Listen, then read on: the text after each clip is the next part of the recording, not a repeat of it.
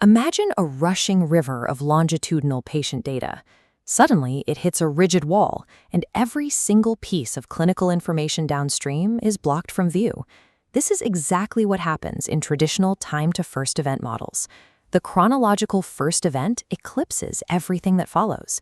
If a patient experiences a minor, easily treatable hospitalization on day 30, but suffers a fatal heart attack on day 100, the statistical model only captures the hospitalization. The hard mortality data is actively diluted because an early minor event carries the exact same statistical weight as a later fatal one.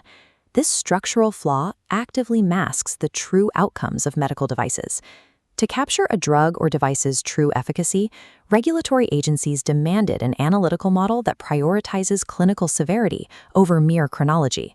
The solution is the win ratio methodology. This framework structures clinical endpoints by severity, runs massive pairwise algorithms to evaluate every patient, and calculates advanced stabilizing metrics to verify the results.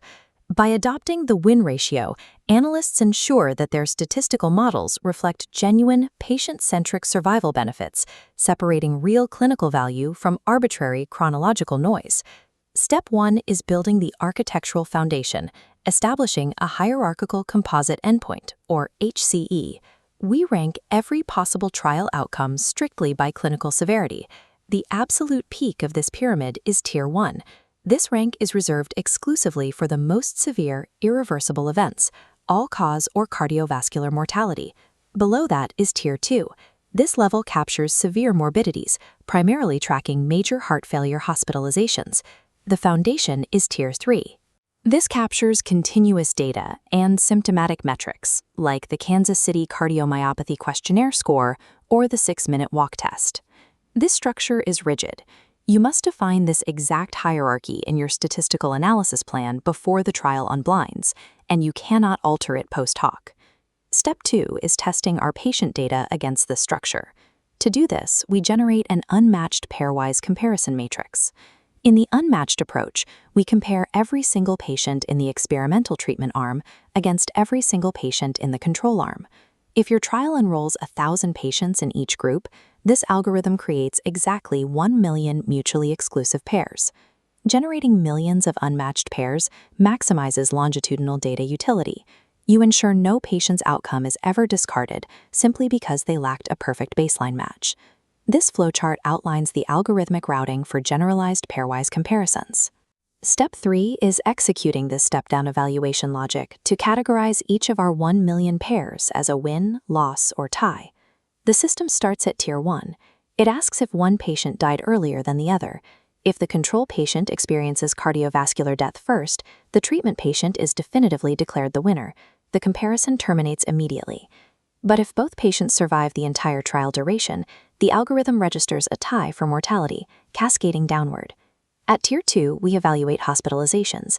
If one patient clearly experiences fewer events, the system logs a definitive win or loss, and we stop. If a persisting tie remains at Tier 2, say neither was hospitalized, that pair is forced into a final cascade to the lowest tier of the hierarchy. Here in Tier 3, the algorithm utilizes the precise numerical differences in subjective questionnaire scores or walk test distances to definitively break the tie. The computer repeats this cascading step-down process continuously, running the matrix until all 1 million pairs are fully evaluated and categorized. This algorithmic cascade perfectly executes clinical logic. Severe, fatal events always dictate the statistical outcome, while softer symptoms only contribute as tiebreakers. Now we reach Step 4, calculating the standard win ratio using the aggregated results from that algorithmic cascade. The base calculation is straightforward. We take the total number of treatment wins and divide them by the total number of treatment losses. Let's assume this formula outputs a win ratio of 1.48. On paper, this number seemingly proves definitive superiority for your device. However, relying exclusively on this raw calculation exposes your trial to a critical vulnerability known as the ignoring ties fallacy. Modern cardiovascular patients are managed on highly optimized background therapies. Event rates are low. Consequently, up to 90% of your patient pairs might tie on both mortality and hospitalization. The standard win ratio formula completely deletes those unresolved ties from the denominator. Ignoring a massive volume of ties triggers outcome dominance. Because the hard endpoints result in ties, the algorithm drops to Tier 3. A minor improvement on a subjective questionnaire then drives the majority of the wins, artificially inflating the final ratio. The device appears to have life-saving efficacy, even if the actual mortality data is completely neutral. To prevent this distortion and satisfy strict regulatory scrutiny, we execute our final step, computing advanced stabilizing metrics to ground the data. First is the win difference, frequently called the net benefit. We bypass the ratio format entirely and simply subtract the total percentage of losses from the percentage of wins. By keeping all the tied pairs in the equation, the win difference provides an absolute percentage of net benefit.